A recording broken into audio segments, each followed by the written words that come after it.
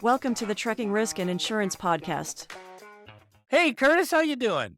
I'm doing well. How are you guys doing? Wonderful, wonderful. Glad to have you on the show here. Chris, God, you're looking fine as well, so we can keep this going. Well, I just want to see Curtis's chin wag. That's what I want. That'll be never a problem around here when you got old truckers. Curtis, give us a background of, who's Curtis Davlut? Where did you start? Where are you at? How'd you get here? Okay. I've been in this industry for probably over 30 years now. And my background comes from the pool car operating side of the business. And from the pool car, I got involved with some of the small package companies. And over the years of my transitioning as my career grew, I got more involved into the trucking, direct trucking, asset related, some of the freight forwarding, some of the non-asset look to as 3PL or global solution. And so I've got a fair amount of experience in those spectrums from a trucking standpoint. But the other thing that is quite nice is I've also worked on the other side of the desk. So it gives me a complete array of objectivity as to what it's like to be a customer, what it's like to be a provider. Cool. And so hopefully that gives you a little bit of an idea. And just for the records, it's Curtis Davlut. Okay. Davlut is. Sorry. Okay. Just cool. The record. Perfect. Good. I'm glad you spurred that up. Okay. We would go on and say it wrong for hours and days and weeks. Probably. Well, then everybody that would see it would be saying, well, we know Curtis Davlut, but we don't know Davlut. Right? Yeah, that's right. So the company that you're currently the VP for, SSP Group of Companies, give us a little background on SSP and who they are and what they're about. Okay.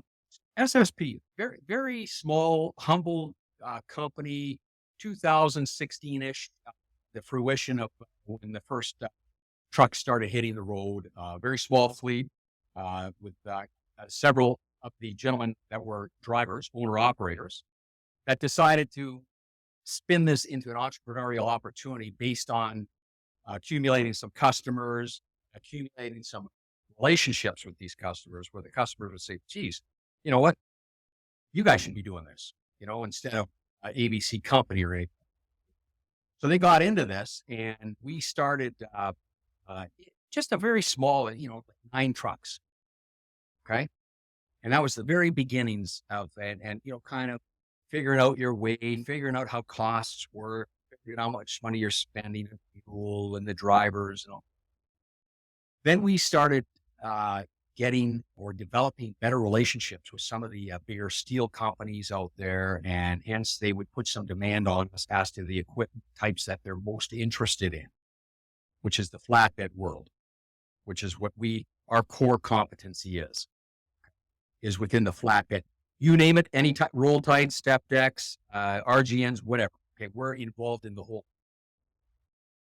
Which took us to the next step where we had to start taking a look at safety and compliance, which we'll have some discussions on a little later on today. Opening up a safety compliance division, which was all new at the time. Permits, like we were used to traveling to the United States with no permits, right? Well, that changed. That world changed because of regulation. So we got into that area. We built up a small compliance and safety team at that time, which has grown exponentially since. And we've gone from 9 trucks to over 400 trucks is basically the whole story. Okay. And to today, to 2023.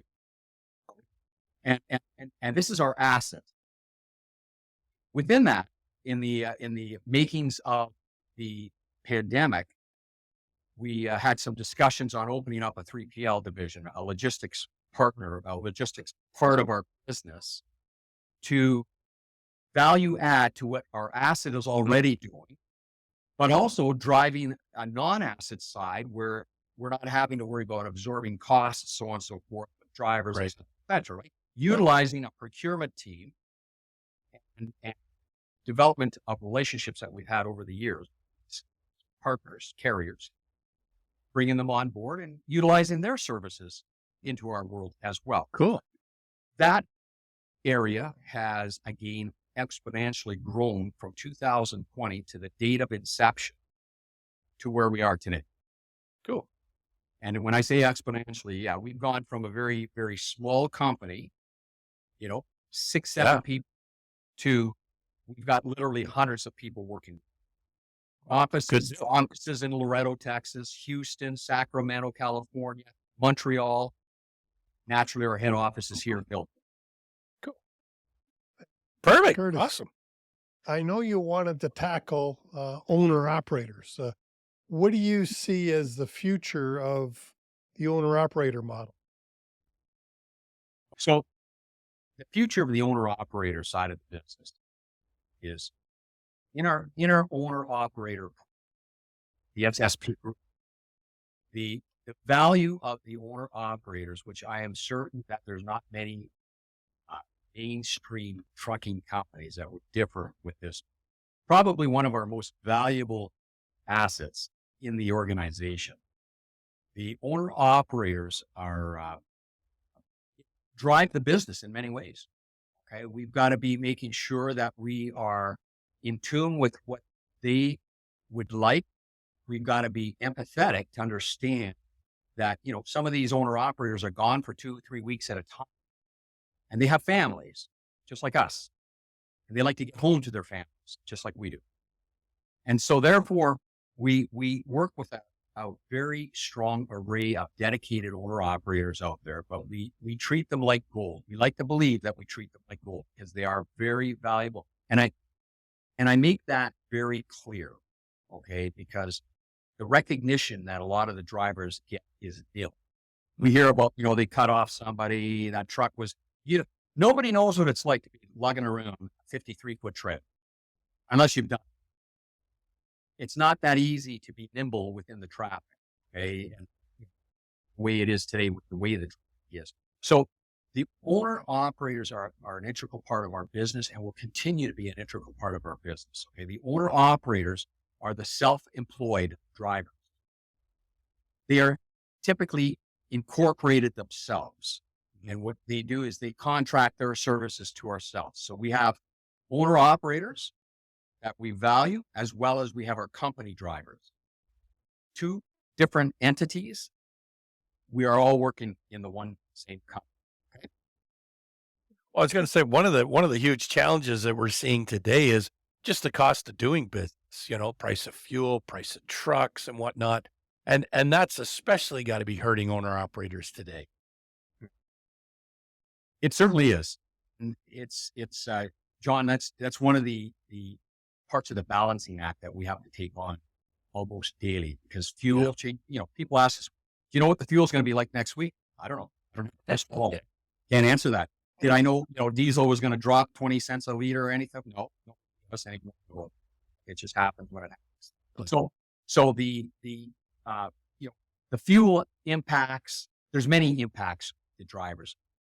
Part of being a strong employer in this type of business is we have to be cognizant of what's going on with the fuel, and we have to adjust in accordance to what the market dictates.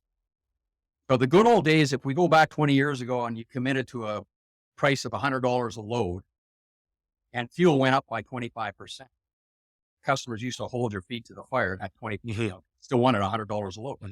Yeah. They don't care what's going on with the uncontrolled expenses out there. Not their problem. Well, today it is our problem. It is everybody's problem. We know what it's like because we drive to work, take our motorcycles to work. We take our cars to work every day. We know the cost of fuel, so do the truck. So we don't feel the slightest bit embarrassed or concerned when it comes to passing those costs through, because they have to. Otherwise, we can't afford to perform at the levels that our customers have expectations of us to perform. So try telling somebody that, well, the reason I'm not going to get there for the next 6 weeks is because your REIT doesn't afford me to do so. We don't have those discussions. Okay. Our discussions are pretty black and white. This week, this is the cost. This is what it's going to cost you. If we're tying into a contract with anybody or anything, we can't predict the future or anything anymore. And 95% of the industry understand. Agreed. Agreed. And why that's important to us is because they also understand the urgency. We are an essential service. The supply chain is an essential service. It's up to us to make sure the pharmaceutical, that the drums are beating Oh 24/7. yeah. So our job, Doors, all the good stuff. Yep. we got to do that. Okay. And so that whole part of that component is everybody's aware of. Nobody hides anything. It's very transparent and it's industry wide. Okay. So it's not as though there's cherry picking taking place or anything along those Yep. areas, right? You know what I mean? So that's why Sure. we kind of seek a big look. Exactly. Exactly. Cool. Go ahead. And John, I don't know if you want to ask about the the safety department. You were saying that you've expanded your safety and compliance. What are you now doing? In our safety and compliance Yeah. side of the business, we've expanded that area again because of supply and demand. It used to be a 2-person operation. Now it's an 8-person operation. And the reasons is because there's a lot more government involvement in the infrastructures, the American cities, the Canadian cities, as well as our Mexican partner city. Okay? The compliances are all different, but you have to be compliant to what their circumstances are. So when you're moving freight, say, on a permit through 7 states throughout the United States, you are now dealing with 7 states, and 7 states have to give you authorization to run your equipment with the oversized equipment that's on your flatbeds from state to state. So you must be compliant because otherwise a ministry or a federal or somebody's going to pull you over and you're going to go through a big rigmarole, which is going to lay up that vehicle. Oh yeah. Time is money. These owner operators, they're on the clock, right? They're paid on getting the business delivered. And so that's why the safety and compliance department has grown, is because the regulations have changed so much in the last few years, more so than ever before. It's so important that whatever we're doing, we are compliant, we're running a safe operation, and that we're advising customers to the best practices of handling their goods, because often they don't know all the regulations that are surrounding moving a piece of equipment that's 14 feet high by 9 feet wide. They don't necessarily get all No. doing that every day. Right? Exactly. Our job is to make sure that we educate, we train, we develop, and we build the relationships. And that's why our safety and compliance department has grown so much, is because we are a very one throat to choke. I like to use that term all the time. You're not having to make 15 different phone calls. Okay. Make one phone call. Here's what's going to happen. Here's what we're going to do. And this is why. Good deal. How are you finding it right now in the owner operator market? Finding good, level-headed owner operators, got a good business mind, or are we starting to see a lot of new owner operators, drivers that are, still learning how to drive and jumping into the owner operator market? Yes. So two excellent questions. Okay. The first question I'd like to address, which is the owner operators, okay, that are coming into the business, that have been in the business. It's a challenge in the sense that the repository of them are few and far between from what it used to be. Like if I were to open my door in my office here, it's not like there's a lineup of owner operators waiting to become employed. It's few and far between, just because that generation of owner operators that have been here for the last 25 years are retiring and everything. The backfill is a lot of the younger individuals are coming into this business. A lot of the terms and conditions of running or running a truck on your own as an owner operator have changed too by government regulation.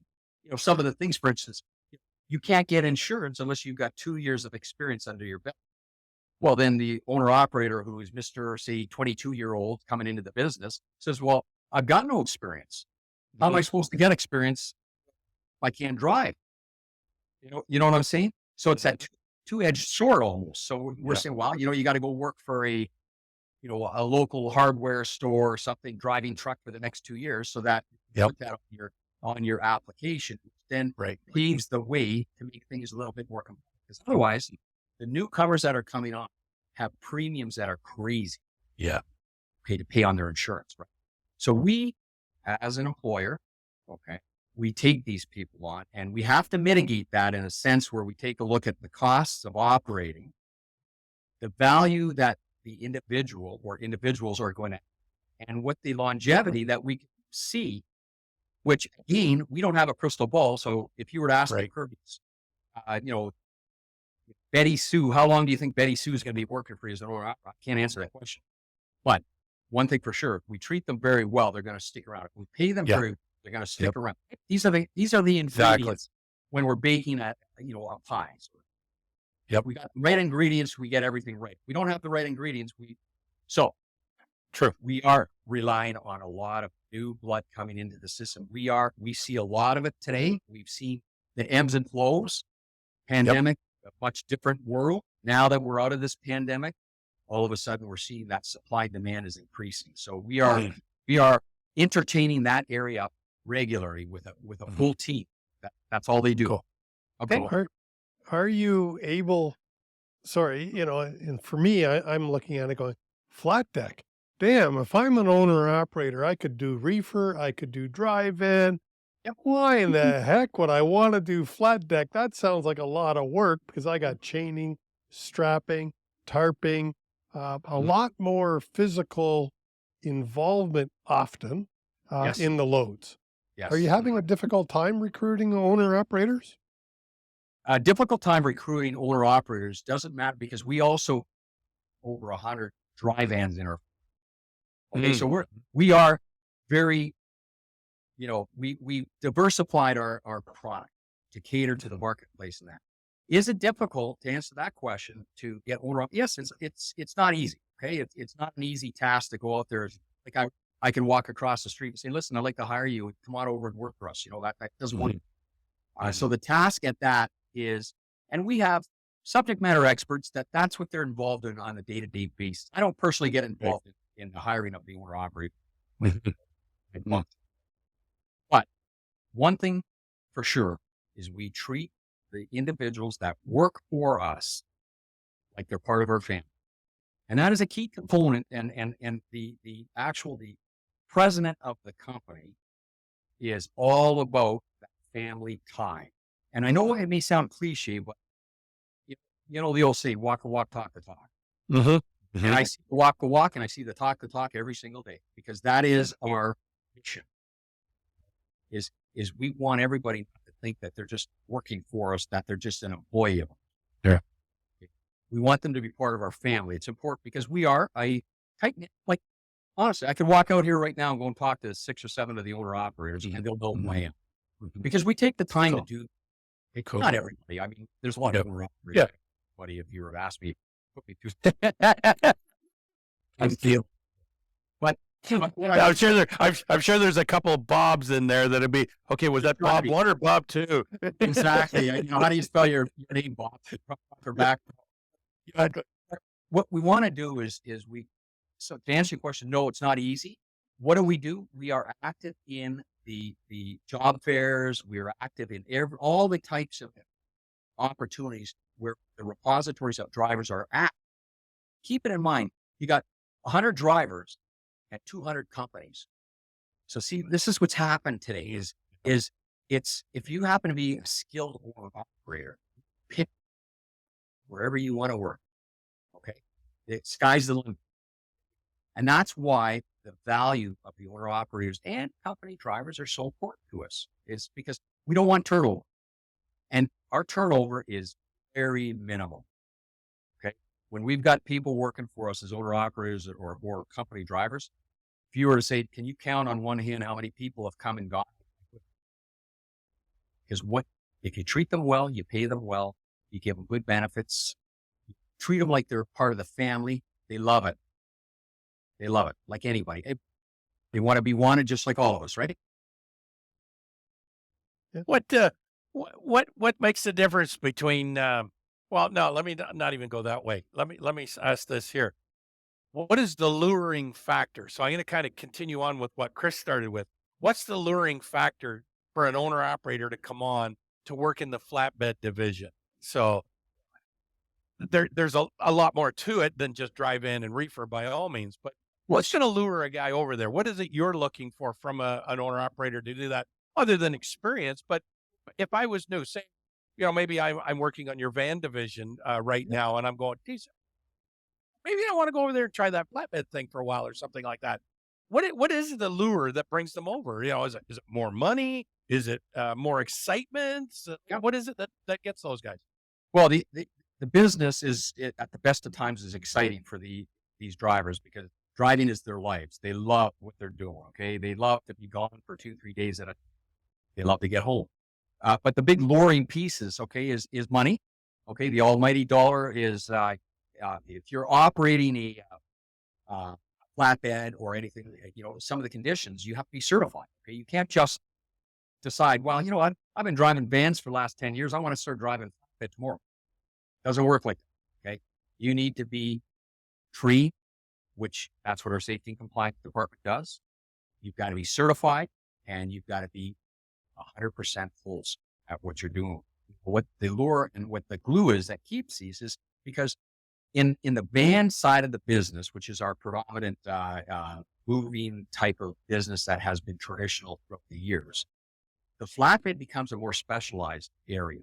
The flatbed demand is huge, huge. Okay, from what we see, it's huge. So in the flatbed side of the world, your per mile, which it fluctuates, but your per mile rate is different than it is in a van. Okay, that is just the standard cost of operating a flatbed because there's more physical labor and work involved with the chains, with the blocking, with the tarbing. If you need tarp, moving the roll tights, any of this stuff, they're a little bit more labor intensive. So you need that skill set. Okay. The vans, you're back into a door. The tow motors are bringing the freight, loading it. You got 26 positions on the van. They load it, boom, you're gone. You pull out, close your doors, you seal it. Wow. Not that I want to make that look like that's just simple because simple. It's not always that simple. That is we know some people that do make it overly simple, unfortunately. And I'd rather, I'd rather answer your questions as best as I can from what I see. I've been in these trucks. I've been in these flatbeds physically. I touch them. I feel them. I like to know what's going on with this stuff. So to see this, operating in the flatbed world requires a little bit more time and certification to get into that thing. So therefore, they have to be in accordance to it. That's not to negate that the vans, like say we get into team drive or we get into different specialty, 6 drop stuff like this. Everything is based on incentives. Okay. So say you're being paid $1 a mile. Let's just use that as a figure. Well, if you're doing 6 drops, we're going to pay you $1.20 a mile. If you're doing 20 drops, we're going to pay you $1.50 a mile. Right. You know what I mean? Like it's all incentive so that let the folks that are driving, whether it's a male or female driving these vehicles, feel that, they're getting the biggest bang for their bucks and they're incented so that they do this with pride. Okay, we don't want them to sit there and say, wow, Frank's going down the road or Betty Sue's going down the road with flatbed and they're making 25 cents a mile more than I am. That's not fair. We don't want to hear that bickering. Okay. We want everything to be standardized within and very transparent. They want to come into the flatbed world. That is the supply demand. That's how it works. A lot of the flatbed drivers don't want to take on vans. Okay. And vice versa. A lot of the vans don't want the hassle of having to do all the blocking, the chaining, and right. Everything. Right. Sure. Okay. Talk a bit about what you're seeing in the industry. We're seeing a lot of movement towards a different driver salary compensation program. I use the word salary, hourly, and whatnot. But what are you guys seeing over at SSP? Is it something that's being considered? Have you even thought about it? Is it on the radar? Are you hearing anything from drivers? Because the per mile model is it's causing a lot of grief of getting drivers to do all the other things that we need them to do. Right. sitting at a dock waiting, doing your vehicle inspection and whatnot. We're seeing that this new model, which is a bit hard to get traction and whatnot, is starting to make some waves and starting to help out. To be able to show a driver getting fully compensated for everything that they're doing and whatnot. So, is that something that's on SSP's radar right now? John, again, a great question. Everything's on our radar screen. Part of our business is we have to be cognizant of what's going on out in the market. These, the drivers, again, as I've expressed, very, very important entities in our, they drive this business. Okay.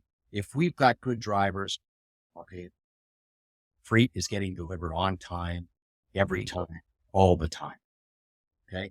If we don't have good drivers, God forbid, knowing where, you're getting who knows what's going to get delivered, time frames, all. That's why it's, these positions, these careers for a lot of the owner operators and company drivers are taken very seriously because there's a lot that is involved around here. Now, drilling down, the incentives are combined with, yes, your traditional per mile, because that is what they asked for. They said, this is what they wrote. They say, we don't need the square root of 75 and then we got to divide it 35 and that gives us I'm Mr. Owner Operator, I'm Mr. Driver. Okay. I want it nice and simple, but I want it to be very competitive. Okay. So we have to incentivize based on not just per mile, but there's auxiliary charges that layovers. Okay. Layovers. Yep. Remember, we arrive at ABC Company on time and they can't load us for 4 hours. Well, who's going to pay for that? All built into the costs of our proposition. And we make it very clear. We will allow up to an hour. After the first hour, you pay this. To the second hour, you pay that. And the reason we do that is because a piece of that action goes toward the owner operators. Sure. Look, cool. These guys are driving trucks. And if they got to sit for 3 hours, they're not making money like their partners are that are running straight on the highway constantly, right? So we equalize that and make sure everything is fair. So I hope that answers your question. Yep. No, it does. It does. And that's what we want to do. So, it's not just stuck on mileage. We're talking about, like you say, incentivizing different areas and whatnot. So, especially when you get into flatbed, there's tarping involved. If I don't have a roll tight, say I'm doing over-dimensional load, there'll be time involved. Yeah, there is. And there's lots for sure. Yep. Cool. Deal. Yeah. And awesome. And Curtis, did we touch on all the subjects that you wanted to address today? Because we got to wrap this up in just a few minutes. Okay. The one last piece that I maybe will take 60 seconds is just to talk about the market conditions between Canada, United States, and Mexico. Great. Yeah. What are you seeing? Yeah. Okay. And that might be something just to just touch on that the market out there, in light of what everybody likes to hear and what everybody predicts, they predicted this was going to be the coldest and most snow winter ever. Okay. This is back in the fall. Somebody saw the ground, I jumped down to a hole and they said, this is. So in our business, the markets are very strong. Okay. In the United States and Mexico. Okay. The ebb and flow of managing the fleet of trucks where they are and where they're traveling to is so critical because it's all cost related, making sure we back hauls to meet the head hauls to meet the back hauls. So this is a constant work in progress, but as a business strategy, continue to keep our sleeves rolled up and keep making sure we're in tune with every single truck, where they're going, where they're coming out. And that's what our dispatch coordinators have their eyes on the ball, okay, is to make sure that we're wasting time and money, equipment in Mexico that we can't get out of Mexico, we get out of, the United States, we got to bring back to Canada, get to Mexico with all this stuff. So market is strong in those areas with ourselves. That's because we hit the market hard, okay?